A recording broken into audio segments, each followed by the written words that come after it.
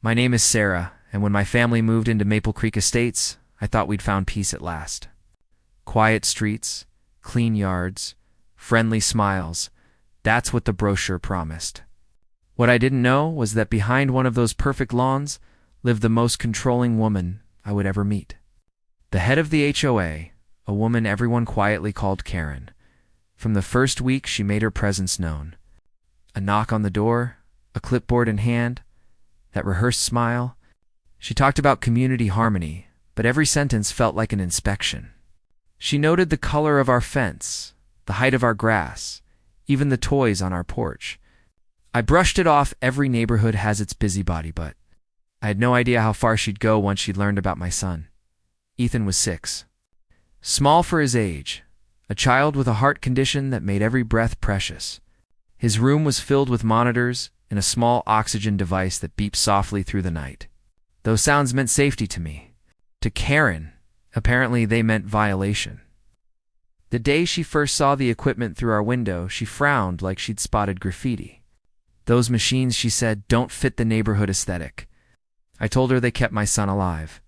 She actually sighed, writing something on her clipboard.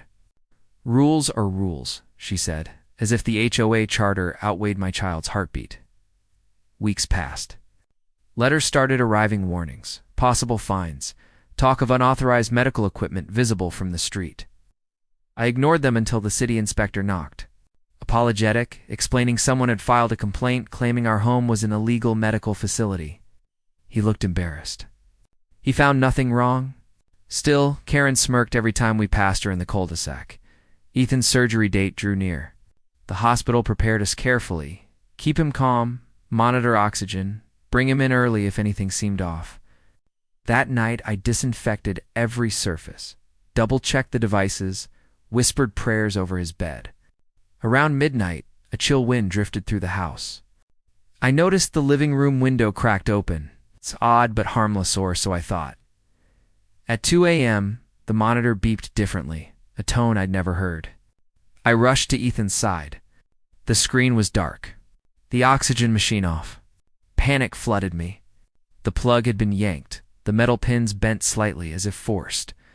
My hands shook as I reconnected it. Ethan stirred weakly, his lips pale. Within seconds, the numbers steadied. I called the hospital, voice trembling, and they told me to bring him immediately. At dawn, the cardiologist met us at the entrance. "You did the right thing," he said. Another hour, and he might have crashed. The thought made me nauseous. When he asked how the machine failed, I told him the truth. It looked deliberate. He frowned and told security to log everything. Back home, I found muddy footprints below that open window's small, neat steps leading straight from Karen's side yard. The police came within an hour. They photographed the prints, the bent plug, the latch. When they asked if anyone might want to harm us, I whispered her name. They went next door. Karen opened the door, still in her floral robe, coffee mug in hand, acting surprised. "Break-in? How terrible," she said, but when the officer mentioned the footprints, she stiffened. White dust coated her fingers, the same antiseptic powder from the cleaning kit beside our machine. When questioned, she claimed she'd been checking for safety hazards. The officer's jaw tightened. That afternoon, the hospital called. The device logs showed a manual power-off at 12:47 a.m., exactly when a neighbor's doorbell.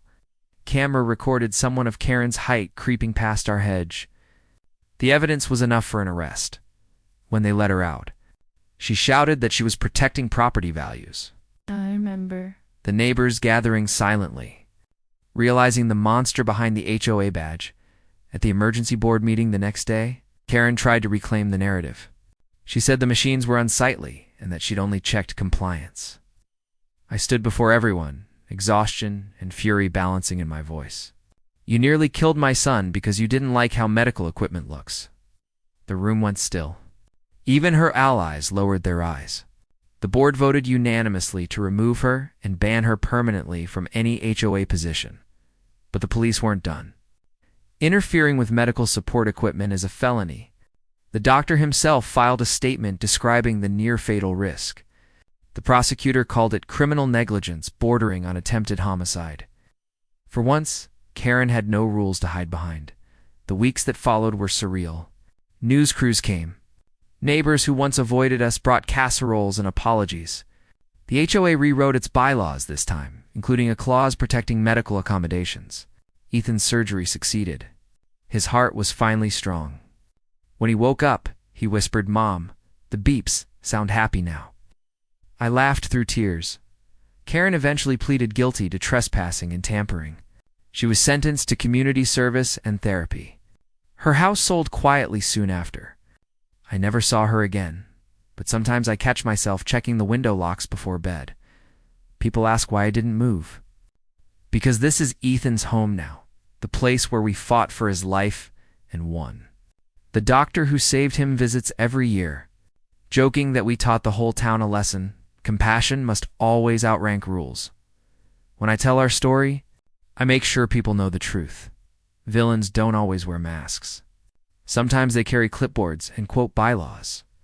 But even then, love and courage can expose them. If you ever meet someone who hides cruelty behind regulations, stand your ground. Protect your family. The right thing might make you unpopular, but it could save a life. This is Sarah. Forever grateful that my son's heart beats stronger every day in that justice.